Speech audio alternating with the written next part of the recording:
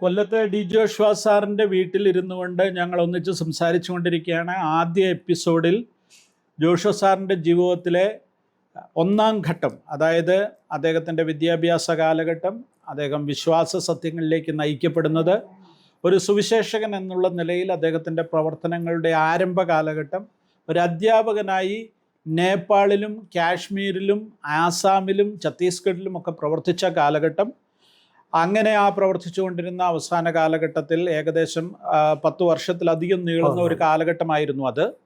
കാശ്മീരിൽ പ്രവർത്തിച്ചു കൊണ്ടിരിക്കുമ്പോഴാണ് ICPFൻ്റെ ഒരു ക്ഷണം സാറിന് ലഭിക്കുന്നത്. ഡോക്ടർ മുരളിയിൽ നിന്നാണ് ആ ക്ഷണം ലഭിക്കുന്നത്. ഡോക്ടർ മുരളി എഴുതിയ കത്ത് വായിച്ച് ഇരുവരും ഇരുന്ന് ഒന്നിച്ച് പ്രാർത്ഥിച്ച് ഈ കാര്യത്തിൽ ഒരു തീരുമാനമെടുക്കുകയും അങ്ങനെ ICPFൻ്റെ സ്റ്റാഫ് വർക്കർ ആകുവാനായിട്ട് കേരളത്തിലേക്കും മടങ്ങിപ്പോരുകയുമായിരുന്നു. ഇതുവരെയുള്ള കാര്യങ്ങളാണ് നമ്മൾ കഴിഞ്ഞ എപ്പിസോഡിൽ കേട്ടത്. ഈ എപ്പിസോഡിൽ സാറ് തുടർന്ന് ICPFൻ്റെ ആരംഭ കാലഘട്ടങ്ങൾ, തുടർന്ന് ദീർഘവർഷങ്ങൾ ICPFുമായി ബന്ധപ്പെട്ട് പ്രവർത്തിച്ച ആ കാലഘട്ടം, ആവേശകരമായ പ്രവർത്തനങ്ങളുടെ ഒരു കാലഘട്ടമാണ്. ICPF എന്ന് പറയുന്ന ഒരു കോളേജ് വിദ്യാർത്ഥികൾക്കിടയിൽ പ്രവർത്തിക്കുന്ന ഒരു പ്രസ്ഥാനം കഴിഞ്ഞ ഒരു 10-30 വർഷങ്ങൾ കൊണ്ട്, അല്ലെ 10-40 വർഷങ്ങൾ കൊണ്ട് കേരളത്തിലെ ആയിരക്കണക്കിന് കോളേജ് വിദ്യാർത്ഥികളെ ക്രിസ്തുവിനു വേണ്ടി സ്വാധീനിച്ച ഒരു പ്രസ്ഥാനമാണ്. വളരെ ശക്തമായി നിരവധി ലീഡേഴ്സിനെ വളർത്തിയെടുത്തു, യുവജനങ്ങളെ വളർത്തിയെടുത്തു. ഇന്ന് ലോകത്തിൻ്റെ ഏത് കോണിൽ ചെന്നാലും ICPFിലൂടെ ആത്മീയമായ അടിത്തറ സൃഷ്ടിക്കപ്പെട്ട, അല്ലെങ്കിൽ ആത്മീയ വളർച്ചയിലേക്ക് നയിക്കപ്പെട്ട നൂറുകണക്കിന് വിദ്യാർത്ഥികളെ, അവരുടെ ജീവിതത്തിൻ്റെ വിവിധ കാലഘട്ടങ്ങളിലായിരിക്കുന്നവരെ നമുക്ക് കണ്ടുമുട്ടുവാൻ സാധിക്കും. അതിൻ്റെ എല്ലാം ആദ്യ ഘട്ടത്തിൽ അതിനുവേണ്ടി പ്രവർത്തിച്ച, അതിൻ്റെ സുദീർഘമായ കാലഘട്ടം മുഴുവൻ ICPFിൽ പ്രവർത്തിക്കുകയും തൻ്റെ ജീവിതത്തിൻ്റെ ഇതുവരെയുള്ള ജീവിത കാലഘട്ടം മുഴുവൻ ICPFിന് വേണ്ടി അദ്ദേഹം അധ്വാനിച്ച ഒരു റിട്ടയർമെൻറ്റ് എന്ന് അദ്ദേഹം പറയുന്നുണ്ടെങ്കിൽ പോലും ഇപ്പോഴും ICPFിൻ്റെ ഒരു ക്യാമ്പിന് പോകാനായിട്ടുള്ള ഒരുക്കത്തിലാണ്.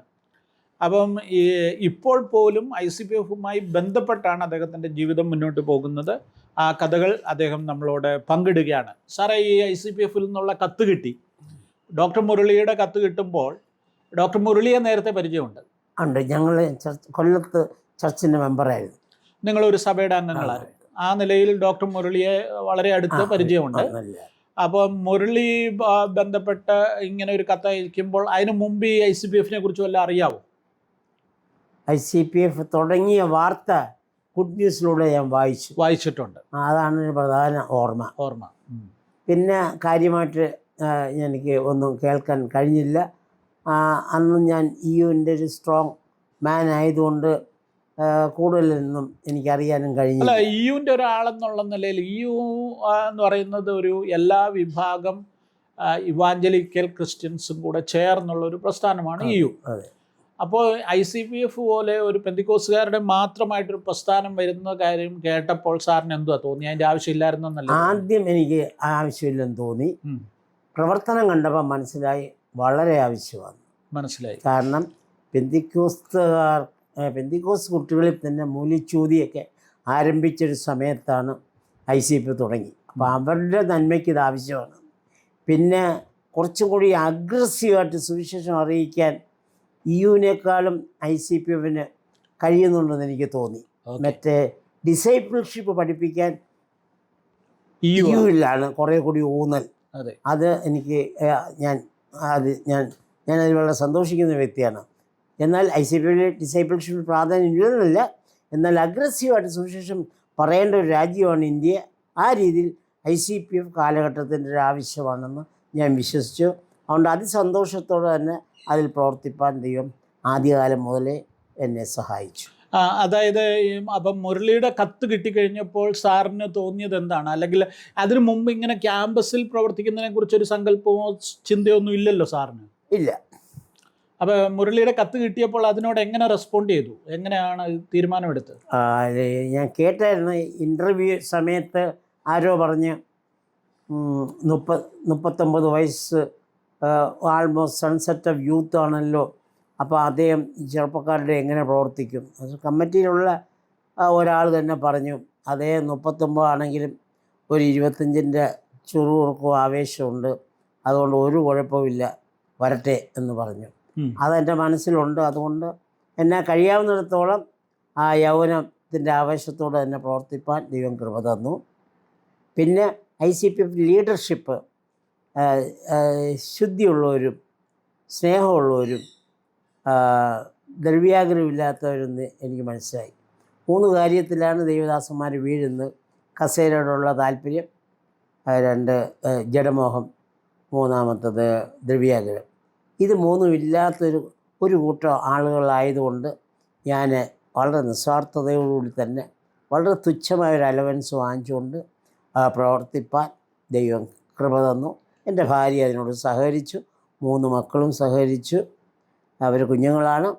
പിന്നെ അമ്മയും അക്കാര്യത്തിൽ സഹകരിച്ചു. അതായത് ICPFൻ്റെ ഒരു ഫുൾ ടൈമറായിട്ട് ജോയിൻ ചെയ്യാനാണോ അവർ ആവശ്യപ്പെട്ടത്, അതോ പാർട്ട് ടൈമർ ആകാൻ? ഫുൾ ടൈമറാകാൻ. ഒരു ശ്വാസോച്ഛ്വാസം പോലും വേറെ ഒന്നിനും കൂടെ കുത്തുവിടുന്നത്. ഓ, അങ്ങനെ തന്നെ പറഞ്ഞാണ്. വാക്ക് ഉപയോഗിച്ചില്ല, എന്നാലും ഞാൻ എന്താ പറയാ, ഫുൾ ടൈമറായിട്ട് തന്നെ നിൽക്കാനായിട്ടാണ് അവർ ആവശ്യപ്പെട്ടത് അല്ലേ? അതെ. ICPFന് അന്ന് വേറെ സ്റ്റാഫ് വർക്കർ ഒന്നുമില്ല. 4 വർഷം ഒരാളെ ഉള്ളായിരുന്നു, ഒറ്റയാൾ. അപ്പോൾ അതൊരു പിന്നെ ഈ തുടക്ക കാലഘട്ടം എന്നുള്ള നിലയിൽ സാറിൻ്റെ അന്നത്തെ സ്ട്രാറ്റജി എന്തായിരുന്നു? എന്തുമായിരുന്നു സാർ? ഞാൻ അന്ന് കൊല്ലത്ത് താമസിച്ചുകൊണ്ട് ഒരു പ്രെയർ ഗ്രൂപ്പ് എൻ്റെ വീട്ടിൽ ആരംഭിച്ചു. അത് കോവിഡ് കാലം വരെ 37 വർഷം നടത്തി. അതെൻ്റെ ജീവിതത്തിലെ നേട്ടങ്ങളുടെ കൂട്ടത്തിൽ ഞാൻ കൂട്ടുന്നതാണ്. ലോകം മുഴുവനൊക്കെ പോയെന്ന് പറഞ്ഞാലും 1000 പേരെങ്കിലും അത് സ്വാധീനിച്ചു. കുറേ പേര് രക്ഷിക്കപ്പെട്ടു.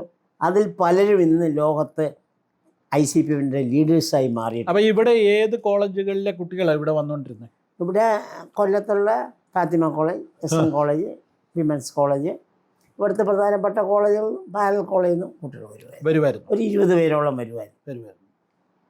എല്ലാ കാലഘട്ടത്തിലും ഈ കഴിഞ്ഞ 36 വർഷം നടന്നുണ്ട്. ചിലോ 15, അല്ല, ഞാൻ പറഞ്ഞ ആ 36 വർഷവും മുടക്കം കൂടാതെ ഈ ക്ലാസ് നടന്നു. ഒരു ദിവസം പോലും ഈ പ്രയർ നടന്നുണ്ട്. അതെ, ഒരു ചൊവ്വാഴ്ച ഓർവാണ് അത് മുടക്കം കൂടാതെ നടന്നത്. അത് ഓക്കെ. അത് കൊല്ലത്തെ കാര്യം. മറ്റ് കാര്യങ്ങൾ ഒരു സ്റ്റാഫ് വർക്കർ എന്നുള്ള നിലയിൽ സ്റ്റാഫ് വർക്കർ എന്ന നിലയിൽ ഞാൻ കൊല്ലത്ത് താമസിച്ചുകൊണ്ട് ട്രിവാൻഡ്രവും എറണാകുളവും എൻ്റെ ഇതായിട്ട് മിഷൻ ഫീൽഡായിട്ട് തിരഞ്ഞെടുത്തു. ഒരിടത്തും സ്റ്റാഫില്ല. കോട്ടയത്ത് പിന്നെ ഒത്തിരി ഗ്രാജുവേറ്റ്സൊക്കെ ഉള്ളതുകൊണ്ട് കോട്ടയത്ത് ഞാൻ വല്ലപ്പോഴും ക്യാമ്പോ റിട്രീറ്റിനോ പോകാറുള്ളൂ. അല്ലാതെ ക്യാമ്പസുകളിൽ കുറവാണ് പോയത്. എങ്കിലും അവിടെ ന്യൂ ലൈഫ് ക്യാമ്പ് തുടങ്ങിയതിൽ എനിക്ക് നല്ല പങ്കുണ്ട്. അപ്പോൾ അന്ന് ടീ ഒന്നും തരാൻ ICPF പൈസയൊന്നുമില്ല. അങ്ങ് ഉള്ളതിൽ അഡ്ജസ്റ്റ് ചെയ്ത് അങ്ങ് പോകുമായിരുന്നു. താമസം ഹോട്ടലിലൊന്നും പറ്റത്തില്ലായിരുന്നു. പാസ്റ്റർമാരുടെ വീടുകളിൽ ചിലപ്പം കൊതുക്, ആലപ്പുഴയൊക്കെ ആണെങ്കിൽ കൊതുകൊക്കെ നല്ലപോലെ കടിച്ച. പിന്നെ കോട്ടയത്തൊക്കെ ഒരു വർഷം ഞാൻ കോട്ടയത്ത് ഫുൾ ടൈമായിട്ട് അവിടെ വർക്ക് ചെയ്തു. ഒരു ലോഡ്ജിൽ താമസിച്ചു. അവിടെ ആ ലോഡ്ജിൽ വെള്ളം പോലും ഇല്ല. ഞാൻ എൻ്റെ അഭിമാനത്തിന് എങ്ങും പോയി വെള്ളമൊന്നും ചോദിച്ചിട്ടുമില്ല. ചിലപ്പോൾ ഉച്ചയ്ക്ക് ആഹാരം എവിടെ ചെന്നാലും എനിക്ക് വീടുകളുണ്ടെങ്കിൽ ഞാൻ പോയി കഴിച്ചിട്ടില്ല. ഒരു വടയും ഒരു ചായയായിട്ടൊക്കെ കഴിഞ്ഞ ഉച്ച ഭക്ഷണമൊക്കെ അതിൽ ഒതുക്കിയ കാലമുണ്ട്. കാരണം വീട്ടിൽ പൈസ കൊടുക്കണം, എനിക്ക് ചിലവുണ്ട്. അതുകൊണ്ട് വളരെ പ്രയാസത്തെ പട്ടിണിയൊന്നും കിടന്നാണ്ട് ഞാൻ ഓർക്കുന്നില്ല. പക്ഷേ അർദ്ധ പട്ടിണിയൊക്കെ കിടക്കേണ്ടതായിട്ട് വന്നിട്ടുണ്ട്. എന്നാൽ ICPFിലെ അന്നത്തെ ലീഡർഷിപ്പ് വളരെ സ്നേഹമുള്ളവരും വളരെ കൈത്താങ്ങൽ തരുന്നവരും ഒക്കെ ആയതുകൊണ്ട് എനിക്ക് പ്രയാസങ്ങളെല്ലാം സന്തോഷമായിട്ട് തോന്നി. ഇന്ന് ഞാൻ കൊല്ലത്താണെങ്കിൽ ചിലപ്പോൾ നാളെ കണ്ണൂരായിരിക്കും, ചിലപ്പോൾ വയനാടായിരിക്കും. ഈ 14 ജില്ലയിലും ഓടി നടന്ന് 4 വർഷം പ്രവർത്തിപ്പാൻ ദൈവം കൃപ തന്നു. മലബാറിനോട് പണ്ടേ ഒരു സ്നേഹം എനിക്കുണ്ടായിരുന്നു. മലബാറിൽ കുറഞ്ഞതൊരു 35, 36, 37 പ്രാവശ്യങ്ങളും മലബാറിൽ ഞാൻ മൊത്തം ഈ 43 വർഷത്തിൽ പോയിട്ടുണ്ട്. ഇന്ന് ഞാൻ ആഗ്രഹിച്ചൊരു വസന്തം മലബാറിൽ വന്നിട്ടില്ലെങ്കിലും ഇന്ന് എന്തെങ്കിലുമൊക്കെ ഇവിടെ നടക്കുന്നതിൽ എനിക്കൊരു പങ്കുണ്ട്. ഞാൻ ഒത്തിരി മലബാറിൽ പ്രാർത്ഥിക്കുകയും പ്രവർത്തിക്കുകയും ഒക്കെ ചെയ്തു. ചില സ്ഥലങ്ങളിൽ ICPFിൻ്റെ പ്രവർത്തനം ശക്തമാണ്. അതിനെ ഓർത്തും ഞാൻ ദൈവത്തെ സ്തുതിക്കുന്നു. ഈ പിന്നെ അന്നത്തെ സഹപ്രവർത്തകരെ ഓർക്കുമ്പോൾ മറന്നുപോകാൻ ഒരിക്കലും സാധ്യതയില്ലാത്ത ഒരാളാണ് അച്ചമുൻ സാർ, വി അച്ചമുൻ അച്ചമുൻ സാർ. അല്ലേ? അതെ. സാറിനെ കുറിച്ചുള്ള ഓർമ്മകളെന്ന് പറഞ്ഞാൽ? അച്ചമുൻ സാറ് മോസ്റ്റ് സിൻസിയർ മാനാണ്. ICPയിൽ അദ്ദേഹം ഉണ്ടായിരുന്നെങ്കിൽ ICPൻ്റെ ദിശ ഒത്തിരി മാറിപ്പോയനെ. അതുപോലെ ആ ഒരു ആത്മാർത്ഥതയും കഴിവും, ഗായകനേക്കാൾ കവിയും സാഹിത്യകാരനും പ്രാസംഗികനും എല്ലാത്തിനുപരിയായി സ്റ്റുഡൻസിനെ വിവേചിക്കുകയും അവരോട് കർശനമായും സ്നേഹത്തോടെ ഇടപെടുകയും എല്ലാ രീതിയിലും ഒരു പൂർണ്ണ മനുഷ്യനായിരുന്നു. 39ാമത്തെ വയസ്സിൽ അദ്ദേഹം മരിച്ചത് ICPയുടെ നഷ്ടം, അവരുടെ കുടുംബത്തിന് നഷ്ടം, ഞങ്ങൾക്ക് എല്ലാവർക്കും ഒരു നഷ്ടമാണ്. അച്ചമുൻ സാറിൻ്റെ ഓർമ്മ എപ്പോഴും നല്ല പച്ചയായിട്ട് എപ്പോഴും ഉണ്ട്. അതുപോലെ ഡോക്ടർ മുരളീധരൻ്റെ ലീഡർഷിപ്പിലും അദ്ദേഹം അന്ന് മുതൽ ഇന്ന് വരെയും പ്രസിഡൻ്റ് ആണെങ്കിലും മറ്റേതിൽ അദ്ദേഹം ഇൻവോൾവ് ആണെങ്കിൽ തന്നെ പൂർണ്ണ സമയം അദ്ദേഹത്തിന് നൽകാൻ സാധിക്കുന്നില്ലെങ്കിലും അദ്ദേഹത്തിൻ്റെ ആ കരിസ്മയും അദ്ദേഹത്തിൻ്റെ സ്നേഹവും വളരെ അനുഗ്രഹമാണ്. മാത്യു പി തോമസ് സാർ രാവും പകലും സ്വപ്നത്തിലും എല്ലാത്തിലും ICP അല്ല, വേറെ ഒന്നുമില്ല. പ്രത്യേകിച്ച് ഫണ്ട് കൂടുതലും വരുന്ന സാറിൻ്റെ ആ സൽപ്പേരിൽ കൂടിയാണ്. പിന്നെ ഞാൻ നേരത്തെ പറഞ്ഞ പോലെ ഈ കസേരയോടുള്ള താല്പര്യം, ദ്രവ്യാഗ്രഹം, സ്ത്രീമോഹം ഇതൊക്കെ ഇല്ലാത്തതുകൊണ്ട് ICP ഇതുവരെയും ദൈവം അത്ഭുതകരമായി നടത്തി. അതിൻ്റെ ഒരു ഭാഗമായി എനിക്ക് ചേരുവാൻ കഴിഞ്ഞാൽ ഞാൻ സന്തോഷിക്കും. ഞാൻ തന്നെ ഒരു 100 പ്രയർ ഗ്രൂപ്പ് തുടങ്ങിയായിട്ട് എനിക്ക് ഓർമ്മയുണ്ട് പല സ്ഥലങ്ങളിൽ. പക്ഷെ അപ്പോഴൊക്കെ സീനിയേഴ്സിൻ്റെ ഈ പറഞ്ഞ ആളുകളുടെ ഹെൽപ്പ് വളരെ ഉണ്ട്. പിൽക്കാലത്താണ് ഇപ്പോഴത്തെ ജനറൽ സെക്രട്ടറി ലൂയിസ് കുട്ടി സാർ തുടങ്ങിയ ആളുകളൊക്കെ, ഈ ജെയിംസ് സാർ തുടങ്ങിയ പിൽക്കാലത്ത് ജോയിൻ ചെയ്ത് ഈ പ്രവർത്തനത്തെ വളരെ വേഗതയിൽ മുന്നോട്ട് കൊണ്ടുപോകാൻ ദൈവം സഹായിച്ചു. ഞങ്ങൾ ആദ്യത്തെ ദർശനം കേരളം മാത്രമായിരുന്നു.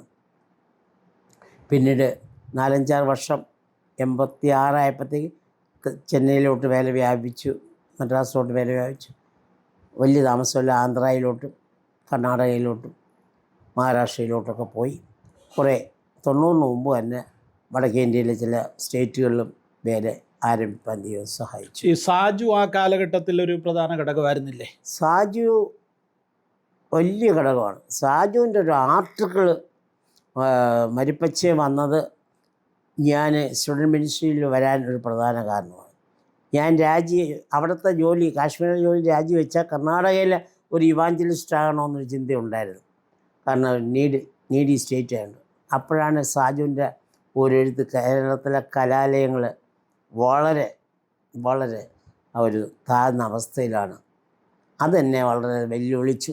മാത്രമല്ല താൻ കുരിശ് ചുമക്കുന്ന പോലെ ട്രാക്റ്റും ചുമന്നുകൊണ്ട് കേരളത്തിൻ്റെ ഒരറ്റം മുതൽ അങ്ങ് വടക്കേ അറ്റം വരെ ആദ്യകാലങ്ങളിൽ അദ്ദേഹം പോകുന്നത് എനിക്ക് വളരെ ഇൻസ്പിറേഷനായിരുന്നു. ഓഫ് കോഴ്സ് ഞാനും പുള്ളിയെ സ്വാധീനിച്ചിട്ടുണ്ടെന്ന് പുള്ളി എന്നോട് പറഞ്ഞിട്ടുണ്ട്. വടക്കോട്ടുള്ള വലിവിന് ഒരു കാരണം സാറാണെന്ന് പറഞ്ഞിട്ടുണ്ട്. അദ്ദേഹത്തിൻ്റെ ജീവിതം എന്നെ വെല്ലുവിളിച്ചിട്ടുണ്ട്. എനിവേ ഇപ്പോഴും ഇന്നും സാജു സുവിശേഷ രംഗത്ത് ഏറ്റവും അധികം പ്രയോജനപ്പെടുന്നതിനെ ഓർത്ത് ഞാൻ ദൈവത്തെ സ്തുതിക്കുന്നു. സാറേ, ഈ ICPFൻ്റെ പ്രവർത്തനങ്ങൾക്കിടയിൽ ഓർമ്മ നിൽക്കുന്ന വ്യത്യസ്തമായ എന്തെങ്കിലും സംഭവങ്ങളോ അങ്ങനെയുള്ള കാര്യങ്ങളോ ഉണ്ടായിട്ടുണ്ടോ? അതായത് സ്റ്റുഡൻസുമായിട്ട് ബന്ധപ്പെട്ടോ അല്ലെങ്കിൽ എവിടെയെങ്കിലും പ്രയർ ഗ്രൂപ്പുകളുമായിട്ട് ബന്ധപ്പെട്ടോ ഒക്കെ എന്തെങ്കിലും ഓർമ്മയിൽ തങ്ങി നിൽക്കുന്ന ചില അനുഭവങ്ങൾ കാണുമല്ലോ? അതെ. കൊല്ലം ഫാത്തിമ കോളേജിൽ ഞാൻ പ്രൊഫസർമാർ എന്നോട് പറഞ്ഞിട്ടുണ്ട്, റോയിലാൽ എന്ന് പറയുന്ന സ്റ്റുഡൻറ്റ് ഒരു തലവേദനയായിരുന്നു. നിങ്ങളുടെ ICPFൽ വന്നു കഴിഞ്ഞ് ഇപ്പോൾ അദ്ദേഹം ഒരു കുഞ്ഞാടിനെ പോലെ ശാന്തനായി മാറിയിരിക്കുന്നു. അതേ മസ്കറ്റിലായിരുന്നു കുറേ നാൾ, ഇപ്പം കൊല്ലത്തുണ്ട്. അദ്ദേഹം ഇപ്പോഴും സുവിശേഷ രംഗത്തും തൻ്റെ ബിസിനസ്സിലും പ്രയോജനപ്പെടുന്നു. അത് ഒരു ഓർക്കാൻ കൊള്ളാവുന്ന ഒരു ജീവൻ എക്സ്പീരിയൻസാണ്. അതുപോലെ പല വ്യക്തികൾ, ഉദാഹരണം ജോ തോമസ് ഇന്ന് അസംബ്ലീസ് ഓഫ് ഗോഡിലെ ഏറ്റവും ഡിമാൻഡുള്ള ഒരു ദൈവദാസൻ. അദ്ദേഹം എൻ്റെ ഒരു പ്രസംഗത്തിലാണ് ചരൽക്കുന്നിൽ വെച്ച് കർത്താവിൻ്റെ വേലയ്ക്ക് ഇറങ്ങുന്നത്. IPCയിലെ ഒരു പ്രമുഖ പ്രാസംഗികനാണ് ഷിബു തോമസ്. ഷിബിൻ ജി സാമുവൽ, PIPയുടെ പ്രസിഡന്റ്. എനിക്കറിയില്ലായിരുന്നു. ഒരു ദിവസം എന്നോട് പറഞ്ഞു, സാറിൻ്റെ പ്രസംഗത്തിൽ 10ാമത്തെ PIP മീറ്റിങ്ങിൽ സാറിൻ്റെ പ്രസംഗത്തിലാണ് ഞാൻ വേലയ്ക്ക് സമർപ്പിച്ചത്. ഇന്ന് ICPയിലെ പല സ്റ്റാഫ് വർക്കേഴ്സ് ലോകത്തിൻ്റെ നാനാഭാഗങ്ങളിൽ പോകുമ്പോൾ എല്ലാം പറയും, ഞാൻ കർത്താവിൻ്റെ വേലയ്ക്ക് സമർപ്പിച്ചത് ICPയുടെ ക്യാമ്പിലൂടെയാണ്, അല്ലെ ജോഷി സാറിൻ്റെ പ്രസംഗത്തിലൂടെയാണ്. രക്ഷിക്കപ്പെട്ടവരുടെ കഥകളും പലതും ഞാൻ കേട്ടിട്ടുണ്ട്. അത് ഓർത്തോർത്ത് നീ എഴുതി വെച്ചാലേ ഓർക്കാനൊക്കത്തുള്ളൂ. സാർ ഇതെല്ലാം കൂടെ ചേർത്തൊരു ആത്മകഥ എഴുതണം. ആത്മകഥയിൽ എന്നോട് ICPയുടെ ചരിത്രം എഴുതാൻ പറഞ്ഞു. ചരിത്രം എഴുതാന്ന് വെച്ചാൽ രക്തം വെള്ളമാകുന്ന പരിപാടിയാണ്. മാത്രമല്ല എഴുതി കഴിഞ്ഞ് ഇനി എൻ്റെ പേരില്ലായിരുന്നു പറഞ്ഞ് പ്രശ്നമുണ്ട്. അതുകൊണ്ട് ഞാൻ ICPFൻ്റെ ഒരു 5-6 ചാപ്റ്റർ ഈ ICPF ആയിരിക്കും. ICPF എഴുതുമ്പോൾ ICPFും ഞാനുമായിട്ട് 43-44 വർഷത്തെ ബന്ധം എന്ന് പറയുന്നത് വലിയ ബന്ധമില്ലേ? പിന്നെ തീർച്ചയായും നൂറ്റാണ്ടോളം അതിന്റെ ചരിത്രത്തോടൊപ്പം ICPFന്റെ ചരിത്രത്തോടൊപ്പം സഞ്ചരിച്ചു. എന്നാൽ അതിന് മുമ്പുള്ള ആ കാലഘട്ടത്തെക്കുറിച്ച് എനിക്ക് അഭിമാനമാണുള്ളത്. JC ദേവ് എപ്പോഴും പറയാൻ, ഞാൻ സാറിൻ്റെ ജീവിതത്തിൽ 4000 രൂപ എന്നൊക്കെ പറയും. ബാല്യകാലം, യൗവനം, പിന്നെ ഇത് EUവിൻ്റെ കാലഘട്ടം, പിന്നെ കരിയർ മിഷണറി, പിന്നെ ICPF. അദ്ദേഹം ഒരു പ്രസംഗത്തിൽ പരസ്യമായിട്ട് ഒന്ന് പ്രസംഗിച്ച് എന്തോ ബയോഗ്രഫിയെക്കുറിച്ച് സംസാരിച്ചപ്പോഴാണെന്ന് തോന്നുന്നു. അപ്പോൾ അതുകൊണ്ട് ICPF എൻ്റെ ജീവിതമായിട്ട് വളരെ ബന്ധപ്പെട്ട് ഇരിക്കുകയാണ്. ഓക്കെ. പിന്നെ ഒരു കാര്യം, 10 വർഷം എൻ്റെ ജ്യേഷ്ഠൻ്റെ വീട്ടിലൊരു ബൈബിൾ ക്ലാസ് ഞാൻ നടത്തി. അത് ഇപ്പം ഞാൻ വേറെ ആളെ ഹാൻഡ് ഓവർ ചെയ്തു. അത് ഞാൻ വളരെ അഭിമാനത്തോട് ഓർക്കുകയാണ്. തിരക്കിനിടയിൽ അത് സാധിച്ചു. പിന്നെ 37 വർഷത്തെ പ്രെയർ ഗ്രൂപ്പ്, 10 വർഷത്തെ അത് രണ്ടും ഇൻഡിവിജ്വലായിട്ട് ഓടി വളർന്ന് പ്രവർത്തനത്തെക്കാൾ ഇത് ഞാൻ അഭിമാനത്തോട് ഓർക്കുകയാണ്. അതുപോലെ ഈ MDയും MTHും PhDയും തിയോളജിക്കൽ മുഴുവനും ഓൺലൈനിലൂടെയും കുറച്ച് ക്ലാസ് അറ്റൻഡ് ചെയ്തൊക്കെയാണ്. അത് ICPFൻ്റെ ജോലി ഒട്ടും മുടക്കമില്ലാതെ തന്നെ നടത്തിക്കൊണ്ടുപോയത് ഞാൻ സന്തോഷത്തോട് ഓർക്കുന്നു. MDയും MTHും ICPF അതിൻ്റെ എക്സ്പെൻസ് വഹിച്ച് PhDയുടെ 1,00,000 രൂപ ഇപ്പം കണ്ട എൻ്റെ 2ാമത്തെ മോളാണ് തന്നത്. അതെല്ലാം എൻ്റെ ഈ ICPFൻ്റെ ശമ്പളം ഞാൻ റിട്ടയർ ചെയ്യുമ്പോൾ കഷ്ടിച്ച് 10,000 ഉള്ളൂ. അതുകൊണ്ട് 3 മക്കളെ പഠിത്തം, മറ്റേ എന്തുവാ അമ്മ, ഇങ്ങനെ പലവിധമായ. പിന്നെ ഞാൻ ICPF ആളുകൾക്കിടയിൽ ICPF എന്ന് വെച്ചാൽ എന്തോ ഒരു വലിയ പൈസയുടെ പ്രസ്ഥാനം എന്നൊരു ചിന്ത ഉണ്ട്. അതുകൊണ്ട് എൻ്റെ സ്വന്തക്കാരും വിചാരിച്ചിരിക്കുന്നത് എൻ്റെ ഒത്തിരി പൈസ ഉണ്ടെന്നാണ് ഇപ്പോഴും അങ്ങനെ ചിന്തിക്കുന്നത്. പിന്നെ ഞാൻ വിചാരിച്ച് നല്ലതായിക്കോട്ടെ, വല്ലപ്പോഴും ചീത്ത പറയുമായിരിക്കും, അത് സാരമില്ല. എങ്കിലും എന്നാ കഴിയാവുന്ന സഹായം ഞാൻ ഇതിനിടയിൽ ചെയ്യുന്നുണ്ട്. ഈ സാറിന് ഈ ദാരിദ്ര്യം അങ്ങനെ ഉണ്ടായിട്ടില്ലെങ്കിൽ പോലും കുറച്ചുകൂടെ ഒക്കെ സാമ്പത്തികം ഉണ്ടാകണമായിരുന്നൊരു ചിന്തയൊക്കെ ഇല്ലേ? ചിലപ്പം കുച്ചിക്കുട്ടി സൗകര്യമുള്ളൊരു വീട് ഒക്കെ വെക്കണമെന്നൊക്കെ ചിന്തിച്ചിട്ടുണ്ട്. പിന്നെയും ഞാൻ ഈവൻ ഗാന്ധിയെ ഓർക്കും. പിന്നെ ഒരു മുറി താമസിച്ച അനേക വിശുദ്ധന്മാരെ കുറിച്ച് വായിച്ചിട്ടുണ്ട്. പിന്നെ എൻ്റെ ലൈബ്രറിയിലെ, എൻ്റെ ഹോം ലൈബ്രറി കൂടുതലും ബയോഗ്രഫീസാണ്. അവരെല്ലാം ത്യാഗത്തിൻ്റെ കഥകളാണ്. അതുകൊണ്ട് ഇത് തന്നെ കൂടുതൽ എന്നുള്ള ചിന്തയിലാണ്. പിന്നെ 1 കോടി രൂപ ഞാൻ കുറഞ്ഞത് എൻ്റെ കണക്കുണ്ട് ICPFന് കളക്ട് ചെയ്ത് കൊടുത്തിട്ടുണ്ട്. അത് 1 കോടി രൂപ ICPFന് വേണ്ടി കളക്ട് ചെയ്തിട്ടുണ്ട് പല പ്രാവശ്യമായിട്ട്. 7 പ്രാവശ്യം അമേരിക്കയിൽ പോയത്, 3-4 പ്രാവശ്യം ഗൾഫിൽ, 6-7 പ്രാവശ്യം ഗൾഫിൽ പോയതും, ഓസ്ട്രേലിയയിൽ പോയതും, യൂറോപ്പിൽ പോയതും എല്ലാം കൊണ്ട് എടുക്കുമ്പം 1 കോടി പ്ലസ് ഈ ദിവസങ്ങളിൽ കുറച്ച് കുറവുണ്ട്. അത് ICPFലെ ഒരു പറച്ചിലുണ്ട്, പൈസ കൊടുക്കുന്നവരോട് ആ സ്നേഹം. എന്നോട് സ്നേഹത്തിന് പല കാരണമുണ്ട്. ആദ്യത്തെ സ്റ്റാഫ് പിന്നെ ഈ പൈസ ഒരു കാരണമാണ്. അതിനുള്ള ദൈവം ഇടിച്ചെറിയാൻ്റെ കാരണം, ഇടിച്ചെറിയാനൊരു നിയമം വെച്ച് എന്തുവാ ICPF തരുന്ന പൈസയും പേഴ്സണൽ ആയിട്ട് കിട്ടുന്ന പൈസയും രണ്ടും ഓഫീസിൽ കൊടുക്കണമെന്ന്. അത് ഞാനും കൂടി അതിനോട് സപ്പോർട്ട് ചെയ്ത്, കാരണം ഞാൻ കമ്മിറ്റിയിലുണ്ടല്ലോ. അതായത് ഇപ്പം സാറ് ICPF വേണ്ടി ഒരിടത്ത് പോകുമ്പോൾ ആരെങ്കിലും ഒരാൾ സാറിന്റെ ചെലവിനെന്നും പറഞ്ഞ് പോക്കറ്റിലിട്ട് തന്നാലും അത് ICPF അങ്ങനത്തെ നിയമം ഉണ്ടായിരുന്നു. ICPF ഇപ്പോഴും ഉണ്ടോ? ഇപ്പോഴും ഉള്ളത് ഉണ്ട്. പക്ഷേ സ്വന്തക്കാരോ ബന്ധക്കാരോ ബർത്ത്ഡേന്നോ മാരേജ് വെഡിങ് ആനിവേഴ്സറി അങ്ങനെ വല്ലൊരു തരികയാണെങ്കിൽ അതെടുക്കാത്തത്. അതുകൊണ്ട് ICPF ഇപ്പോൾ 80 തുടങ്ങി ഇത് 45 വർഷമായെങ്കിലും ഒരു മാസം പോലും സാലറി കൊടുക്കാൻ പ്രയാസം ഉണ്ടായിട്ടില്ല. ഇതിപ്പോൾ എൻ്റെ കഥ മാത്രമല്ല, ഡോക്ടർ ഇടിച്ചെറിയാനായാലും ഡോക്ടർ മുരളി അവരെല്ലാം എന്നേക്കാൾ കൂടുതൽ പൈസ ICPF വേണ്ടി. അതൊരു വലിയ കാര്യമാണ്. കാരണം സുവിശേഷത്തിന് വേണ്ടി ഇറങ്ങിത്തിരിച്ച് ഒരു പ്രസ്ഥാനത്തിൻ്റെ ഭാഗമായി നിന്നിട്ട് ലഭിക്കുന്നത് ആ പ്രസ്ഥാനത്തിന് വേണ്ടി കൊടുക്കാൻ തയ്യാറാകുന്ന മനസ്സെന്ന് പറയുന്നതും അത് ചെയ്യാൻ പറ്റുന്നു എന്ന് പറയുന്നതും വലിയ കാര്യമാണ്. നമ്മുടെ പല പ്രസ്ഥാനങ്ങളും തകർന്നു പോയത് നമ്മുടെ കണ്ണിൻ്റെ മുൻപിൽ ഇങ്ങനെ കാണുന്നതിൻ്റെ പ്രധാനപ്പെട്ട കാര്യം എന്ന് പറയുന്നത് സാമ്പത്തിക കാര്യങ്ങളിൽ വിശ്വസ്തരായിരിക്കുവാൻ സാധിക്കാത്തത് കൊണ്ടാണ്. അപ്പോൾ ICPF വേണ്ടി ഒരു സ്റ്റാഫ് വർക്കറായി വർക്ക് ചെയ്യേ തന്നെ അതിലെ ആ യാത്രക്കിടയിൽ ലഭിക്കുന്ന തുകകൾ പോലും ആരെങ്കിലും വ്യക്തിപരമായി തരുന്നത് പോലും ICPF വേണ്ടി കൊടുക്കാൻ ആ നിലയിൽ നിങ്ങൾക്കൊരു നിയമം അത് നിങ്ങളെല്ലാവരും പാലിക്കുന്നു എന്ന് പറയുന്നത് ഒരു പ്രധാനപ്പെട്ട കാര്യമാണ്. അത് ആ പ്രസ്ഥാനത്തിൻ്റെ നിലനിൽപ്പിന് തന്നെ അനുഗ്രഹമായൊരു കാര്യമാണ്. ഓക്കെ, എനിക്കിപ്പോൾ 5 സെൻറ്റ് ഭൂമിയുള്ളൂ. 5 സെൻറ്റ് ഭൂമിയുള്ളൂ. 3 പേർക്ക് ഡിവൈഡ് ചെയ്യണം പുതിയ നിയമം അനുസരിച്ച്. 3 മക്കൾ. ഒരു ശകലം പൈസ എൻ്റെ LICയുടെ എല്ലാം കൂടി ചേർത്തതും എല്ലാം കൂടി ബാങ്കിൽ അല്പം പൈസയുണ്ട്. അത് 3 ഡിവൈഡ് ചെയ്യുമ്പം കാര്യമായിട്ടൊന്നുമില്ല. എന്നാൽ ഞാൻ പ്രാർത്ഥിക്കുന്നുണ്ട്, എനിക്ക് രോഗിയായിട്ട് ICPF പണം ചിലവാക്കാൻ ഇടയാകല്ലേ എന്നും പ്രാർത്ഥിക്കും. കാരണം ഒരുപാട് പേർക്ക് ഞങ്ങൾ അങ്ങനെ സഹായിച്ചു, അങ്ങനെ ഒരുപാട് പൈസയും ചിലവായി. എനിക്ക് വേണ്ടി അങ്ങനെ ചെയ്യാൻ ഈവൻ എൻ്റെ മക്കൾ പോലും എനിക്ക് വേണ്ടി ചികിത്സ ചെയ്യാൻ ഇടവരലേ എന്നാണ്. ക്യാൻസറോ അങ്ങനത്തെ വല്ലാത്ത രോഗങ്ങൾ വന്നാലും എന്നെ മരിക്കാൻ അനുവദിക്കുന്നതായിരിക്കും നല്ലത് എന്ന് വരെ ഞാൻ ചിന്തിക്കുന്ന കൂട്ടത്തില്ല. അതിനെ അവരുടെ മക്കളുടെ ഇഷ്ടത്തിന് വിട്ടിരിക്കുന്നു. അപ്പം പൈസ ഉണ്ടാക്കണമെങ്കിൽ എൻ്റെ പ്രസംഗിക്കാൻ പ്രസംഗ കല എനിക്കുണ്ടെന്ന് ഞാൻ വിശ്വസിക്കുന്നു. പ്രസംഗം ഒരു കലയായിട്ട് ഉപയോഗിച്ച് പൈസ ഉണ്ടാക്കാം, ഇന്നും ഉണ്ടാക്കാം, ഈ പ്രായത്തിൽ ഉണ്ടാക്കാം. പക്ഷേ അങ്ങനെ പൈസ ഉണ്ടാക്കാൻ ശ്രമിക്കുന്നില്ല. എന്നാൽ ഇപ്പം ഞാൻ ശമ്പളം വാങ്ങിക്കാത്തതുകൊണ്ട് ഇപ്പം അയർലൻഡിൽ പോയി ഞാൻ ടിക്കറ്റ് എടുത്ത് എൻ്റെ ചിലവിലാണ്. അപ്പം കിട്ടിയത് ICPF കൊടുക്കുന്നുണ്ട്, ഇപ്പം എനിക്ക് കൊടുക്കുന്നുണ്ട്. എന്നാൽ 60 രാജിവെച്ച് കഴിഞ്ഞും ഞാൻ രൂപ കളക്ട് ചെയ്തു. ഇപ്പം ഈ അടുത്ത കാലത്ത് ഇപ്പം ഞാൻ ദുബായി പോന്നു. ടിക്കറ്റ് തൽക്കാലം അവളെ എടുത്തേക്കുന്നു, പക്ഷേ ഞാൻ റീഇംബേഴ്സ് ചെയ്യാൻ ആഗ്രഹിക്കുന്നു. അവൾക്കും ഇപ്പം പൈസ ഞെരുക്കമുള്ള സമയം.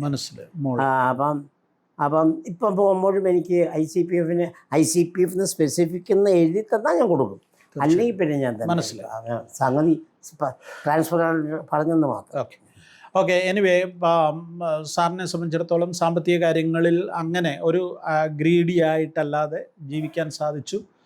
ദൈവം ഇത്രത്തോളം നടത്തി. മക്കള് അവരുടെ വിദ്യാഭ്യാസം കാര്യങ്ങളൊക്കെ നടന്നു, എല്ലാവരും നല്ല നിലയിൽ എത്തിച്ചു. കർത്താവ് ധാരാളമായിട്ട് അനുഗ്രഹിക്കട്ടെ. സാറിൻ്റെ ഈ പ്രസംഗങ്ങൾ ഭയങ്കര ആവേശത്തോടെയാണ് സാർ എപ്പോഴും പ്രസംഗിക്കുന്നത്. ഞാൻ ഒരു 100 പ്രസംഗമെങ്കിലും ഞാൻ സാറിൻ്റെ കേട്ടിട്ടുണ്ടാവും, മേ ബി ICPF കാലഘട്ടം തൊട്ടുള്ള കാര്യമാണ് പറയുന്നത്. അപ്പോൾ അങ്ങനെയുള്ള ആ പ്രസംഗങ്ങളിലെല്ലാം ഒരു മിഷൻ ചലഞ്ച് എപ്പോഴും സാറിൻ്റെ പ്രസംഗങ്ങളിലുണ്ടായിരുന്നു.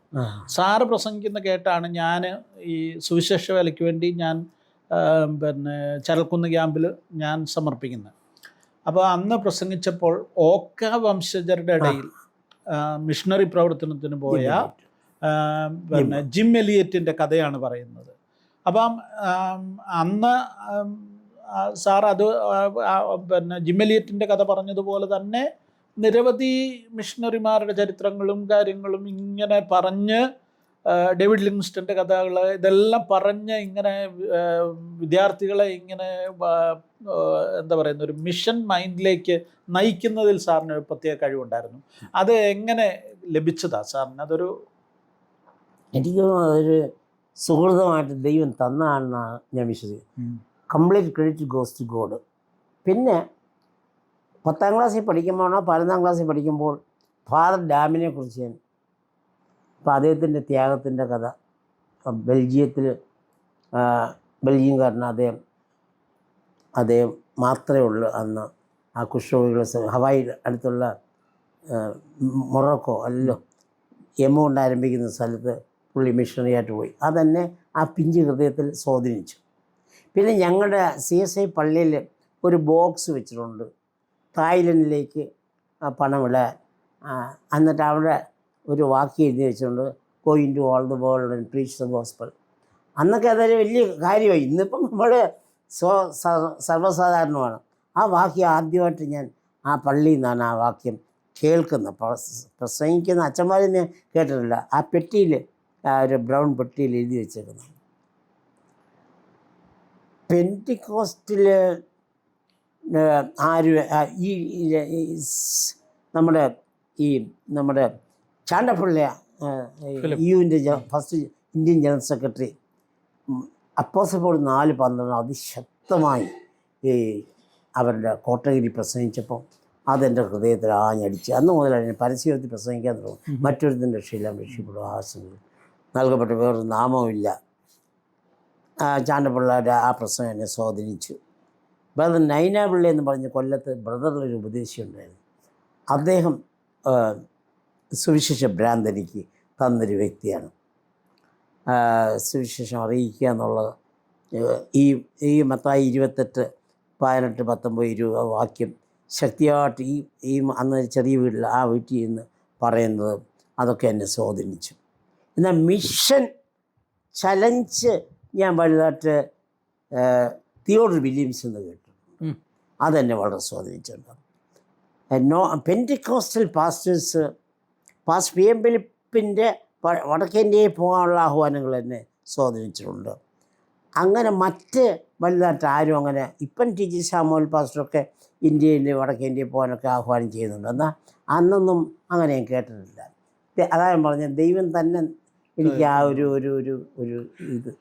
ഓക്കെ, അത് പറഞ്ഞു വന്നപ്പോഴാണ് സാറിനെ സ്വാധീനിച്ച ഏറ്റവും പ്രധാനപ്പെട്ട ആളുകളുടെ ലിസ്റ്റ് ഒന്ന് പറയാൻ പറഞ്ഞു. 1, 2 എന്നാരെയൊക്കെ പറയാൻ പറ്റും? സ്വാധീനിച്ചല്ലേ? 1 ബ്രദർ നൈനാപിള്ള, 2 പാസ്റ്റർ PD തോമസ് എന്ന് പറഞ്ഞ് ഞങ്ങളുടെ ആദ്യത്തെ കൊല്ലത്തെ എനിക്ക് ആദ്യത്തെ AG പാസ്റ്റർ. പിന്നെ PD ജോൺസൺ പാസ്റ്റർ ശുശ്രൂഷ എനിക്ക് ഇഷ്ടമായിരുന്നു. പക്ഷെ പേഴ്സണൽ റിലേഷൻഷിപ്പ് പുള്ളി അത്ര ഇത് ഹൃദയം അത്ര സ്നേഹം എനിക്ക് ഫീൽ ചെയ്യും. എനിക്ക് സ്നേഹം ഭയങ്കര പ്രധാനം. സ്നേഹം ലവ്ലെസ് ഗോസ്പൽ ഈസ് കോൺട്രഡിക്ഷൻ എന്ന് വിശ്വസിക്കുന്നവരുടെ sorry to say like that. അദ്ദേഹം സ്നേഹം ഉണ്ടായിരുന്നു കാണും, പക്ഷേ പ്രകടിപ്പിക്കുന്നതിൽ പുറകോട്ടായിരുന്നു. പിന്നെ അപ്പം ഡോക്ടർ മുരളീധരൻ, അതിനെല്ലാത്തിനും വലിയ സാംസി സാമുവൽ, ഒരുപക്ഷെ number 1 Samsi Samuel, brother Nainapilla, PD Thomas, doctor Muralidhar, Mathew Thomas sir, Achankunju sir, ആറായില്ലേ? മതിയോ? മതി. അല്ല, ഞാൻ ചോദിച്ചെന്നുള്ളതേ ഉള്ളൂ. സാറിൻ്റെ ജീവിതത്തിലെ ഏറ്റവും സന്തോഷകരമായ ഒരു നിമിഷം പറഞ്ഞാൽ ഏതായിരിക്കും? ഏറ്റവും സന്തോഷം നൽകി? സ്നാനപ്പെട്ടപ്പോൾ ഭയങ്കര സന്തോഷമായിരുന്നു. രക്ഷിക്കപ്പെട്ടപ്പോൾ അത്രയില്ലായിരുന്നു. കാരണം ഇങ്ങനെ മനസ്സോടെ രക്ഷിക്കപ്പെട്ടു ഉള്ള പറയണല്ലോ. ഇന്ന് സ്നാനപ്പെട്ടപ്പോൾ ഭയങ്കര സന്തോഷം. കാരണം IAS പരീക്ഷ എഴുതിയപ്പം തന്നെ ഈ ലോകത്തിൻ്റെ പരീക്ഷകളെല്ലാം തീർന്നു. പിന്നെ പൂർണ്ണ മനസ്സോടെ സ്നാനപ്പെട്ടു. അപ്പോഴുണ്ടായ അത് കഴിഞ്ഞ് പിന്നെ ഒറ്റ ഓട്ടം കാശ്മീർ വരെ പോകാൻ ആഗ്രഹിച്ചു. പക്ഷേ ആദ്യം കോട്ടയത്താണ് പോയത്. കോട്ടയം യൂണിവേഴ്സിറ്റി പ്രവർത്തിച്ചു. അത് കഴിഞ്ഞ് ആ ഓട്ടം മധ്യപ്രദേശിലേക്കും, സുരക്ഷയാണ് എൻ്റെ ബേസ്, മധ്യപ്രദേശിലേക്കും, നേപ്പാളിലേക്കും, മധ്യപ്രദേശിലേക്കും, ആസാമിലേക്കും, ഒടുവിൽ കാശ്മീരിലേക്കും ICPBയിലേക്കും എത്തിച്ചേരുവാൻ സാധിച്ചു. ഇന്ത്യയിലെ എല്ലാ സ്റ്റേറ്റും പോകണമെന്ന് ആഗ്രഹിച്ചു. ഇനി 3 or 4 സ്റ്റേറ്റും കൂടി ഉള്ളു. ത്രിപുര, മേഘാലയ, മിസോറാം, പിന്നെ ഏതോ ഒരു സ്റ്റേറ്റും കൂടി ഉണ്ട്. ബാക്കിയെല്ലാം പോകാൻ ദൈവം കൃപ വന്നു. അത് നിർബന്ധമുള്ള കാര്യമല്ല, എങ്കിലും അവർ ഇന്ത്യ, ഞാൻ വിശ്വസിക്കുന്ന നമ്മൾ ഒരു ദേശത്തെ കാണുമ്പോഴാണ് ബേർഡൻ നമുക്കുണ്ടാകും. മനസ്സിലായി. ഞാൻ പണ്ടിങ്ങനെ കൊല്ലത്ത് നിന്ന് നേപ്പാളിലേക്ക്, കൊല്ലത്ത് കാശ്മീരിലേക്ക് ട്രെയിനിൽ യാത്ര ചെയ്ത് അതിനകത്ത് സെക്കൻഡ് ക്ലാസ് ട്രെയിനിൽ സാധാരണ ട്രെയിനിൽ യാത്ര ചെയ്ത് ആ ജനലിൽ കൂടി ഇങ്ങനെ ഇന്ത്യയെ കണ്ടാണ് ഇന്ത്യയോട് ബേർഡൻ വന്നത്. ചിലപ്പോൾ ഇറങ്ങി ഒരു ഷോൾഡർ ബാഗുമായിട്ടങ്ങ് ഇറങ്ങി പോയി ഈ ഗ്രാമങ്ങളിലൊക്കെ പോയാലെന്ന് ചിന്തിച്ചിട്ടുണ്ട്. പിന്നെ ഭാര്യയും കുടുംബത്തെയൊക്കെ ഓർക്കുമ്പോൾ ശരിയല്ലല്ലോ എന്ന്. കാശ്മീരിലും ജോലി പെണ്ണുങ്ങളെ സ്കൂളിലാണ് പഠിപ്പിച്ചുകൊണ്ടിരുന്നത്, പെൺകുട്ടികളുടെ. അപ്പോഴും പലപ്പോഴും ചിന്തിച്ചുകൊണ്ട് കാശ്മീരിൽ നിന്ന് ഇന്ത്യ മുഴുവൻ കർത്താവിൻ്റെ സുവിശേഷത്തിന് പോകണമെന്ന്. അങ്ങനെ ഒരു ദിവസം രാജിവെച്ച് വരാനിടയായത്. അങ്ങനെ ജീവിതം ഒരു ഭയങ്കര ഡ്രമാറ്റിക് ലൈഫാണ്. പിന്നെ ഈ ജീവിതത്തിലെ ഏറ്റവും ദുഃഖകരമായ ഒരു സന്ദർഭം പറയാവുന്നതാണെങ്കിൽ? കമ്പാരിറ്റീവ്ലി ഞാൻ ദുഃഖം വളരെ കഷ്ടത്തിലൂടെയൊക്കെ പോയെങ്കിലും വലിയ ദുഃഖം അനുഭവിച്ച വ്യക്തിയല്ല. ഞങ്ങളുടെ ഒരു സാറ് ICPയിലുണ്ടായിരുന്നു, ജോൺ ഫിലിപ്പ് സാർ. ഞാൻ കണ്ടതിലേക്ക് ടെൻഷൻ ഇല്ലാത്ത ഒരാളുണ്ടെങ്കിൽ അത് ജോഷു സാർ എന്ന് പറയും. വാസ്തവത്തിൽ അങ്ങനെയായിരുന്നു. ഇന്ന് ഈ അടുത്ത കാലത്തായിട്ട് കൊച്ചുമക്കളൊക്കെ വന്നപ്പോഴത്തേക്ക് ചിലപ്പം കുറച്ച് ഉണ്ട്. ഏറ്റവും ദുഃഖം എന്ന് പറയാൻ, എൻ്റെ ഒരു കൊച്ചുമോൻ സ്ഥാനപ്പെടാൻ വളരെ താമസിച്ചു. അതെനിക്ക് ഒത്തിരി ദുഃഖം തന്നായിരുന്നു. അപ്പോൾ സ്ഥാനപ്പെട്ടു. ഇങ്ങനെ പ്രതീക്ഷിക്കത്തായി വരുന്നേ ഉള്ളൂ. ജീവിതത്തിലെ ഈ ഇത്രയും ദീർഘമായ വർഷങ്ങൾ കർത്താവിൻ്റെ വേല ചെയ്തു. ഇനിയും ജീവിതത്തിൽ ഒരു ആഗ്രഹം എന്ന് പറയാനായിട്ട് എന്തോ ഉള്ളത്? ആഗ്രഹം ഒരു വലിയ വില കൊടുക്കണം, പക്ഷെ നടക്കുമെന്ന് എനിക്കറിയത്തില്ല. ഞാൻ എഴുതുകയും പ്രാർത്ഥിക്കുകയും ചെയ്യുന്ന കാര്യം ഒരു വലിയ നല്ലൊരു ഉണർവ് നമ്മുടെ കൊല്ലവും കേരളത്തിലും ഇന്ത്യയിലും ഉണ്ടാകണമെന്നുണ്ട്. അതിൽ ഉണർവും ഭയങ്കര അഗ്രസീവ് ഇവാഞ്ചലിസം നടക്കണം. അപ്പം ഇപ്പം എല്ലാം പ്രതികൂലമാണ്. ബട്ട് സ്റ്റിൽ ദാറ്റ് ഈസ് വേറെ ഭൗതികമായ മറ്റു വലിയ സ്വപ്നങ്ങളൊന്നുമില്ല. പിന്നെ എൻ്റെ തലമുറകളും ദൈവത്തിന് വേണ്ടി ശോഭിക്കണം. അവർ വലിയ IASകാരോ അല്ലെങ്കിൽ വലിയ PhDക്കാരൊന്നും ആകണമെന്ന് നിർബന്ധമൊന്നുമില്ല. ഞാൻ മക്കളോടൊക്കെ തുറന്നു പറഞ്ഞുകൊണ്ട്, നിങ്ങളുടെ പഠിത്തത്തിന് A+നേക്കാൾ പ്രധാനം ആത്മീയത്തിൽ A+ ഉണ്ടായിരിക്കണം. എന്നാൽ അവരാരും ചൂത്തകളായി പോകാനും ഞാൻ ആഗ്രഹിക്കുന്നില്ല. ഇന്ന് കർത്താവ് വന്നിട്ട് പറയുക, ജോഷുവയുടെ ജീവിതം ശുശ്രൂഷ ഒക്കെ എനിക്ക് ഇഷ്ടപ്പെട്ടു, ഇന്നുകൊണ്ട് തീരുക, അവസാനിച്ചു എന്ന് പറഞ്ഞാൽ ഇനി എന്ത് ആ ദിവസം പിന്നെ എന്തെങ്കിലും കാര്യം കൂടെ ചെയ്യാൻ ബാക്കിയാണോ? അല്ലെ എന്ത് ചെയ്യും? ബാക്കി ഒരുപാടുണ്ട്, അൺഫിനിഷ്ഡ് ടാസ്ക് ഉണ്ട്. പിന്നെ ചെയ്യാൻ കഴിയുന്ന മുട്ടൂത്തി പ്രാർത്ഥിക്കുക, അത്രേ ഉള്ളൂ. ദൈവത്തിനോട് കുറവുകൾ ഒന്നും കൂടി ഏറ്റുപറയുക, സമ്പൂർണ്ണമായിട്ട് ഒന്നും കൂടി സമർപ്പിക്കുക. എനിക്ക് ഏറ്റവും ഇഷ്ടമുള്ളൊരു വാചകമുണ്ട്, D.L. മൂഡിയോട് ഒരു ദൈവദാസൻ പറഞ്ഞതാണ്. The world is yet to see what God can do through a man who is completely yielded in his hand. ദൈവകരങ്ങൾ സമ്പൂർണ്ണമായി ഏൽപ്പിച്ചു കൊടുക്കുന്ന വ്യക്തികളുടെ ദൈവത്തിന് എന്ത് ചെയ്യാൻ സാധിക്കുന്നു, ഇനി ലോകം കാണേണ്ടിയിരിക്കുന്നു. ഞാൻ പല പ്രാവശ്യം അങ്ങനെ സമർപ്പിച്ചിട്ടുണ്ട്. എങ്കിലും എൻ്റെ സമർപ്പണത്തിൽ കളങ്കങ്ങൾ ഇപ്പോഴും ഉണ്ടെന്ന് ഞാൻ വിശ്വസിക്കുന്നു. എൻ്റെ പ്രാർത്ഥന ജീവിതത്തിൽ കളങ്കമുണ്ട്, ചിന്തയിൽ കളങ്കങ്ങളുണ്ട്.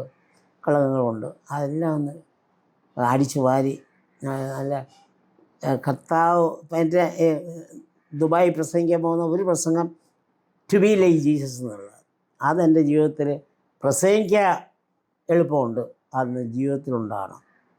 പിന്നെ മിഷന് രണ്ടാമത്തെ പ്രസംഗം. മിഷൻ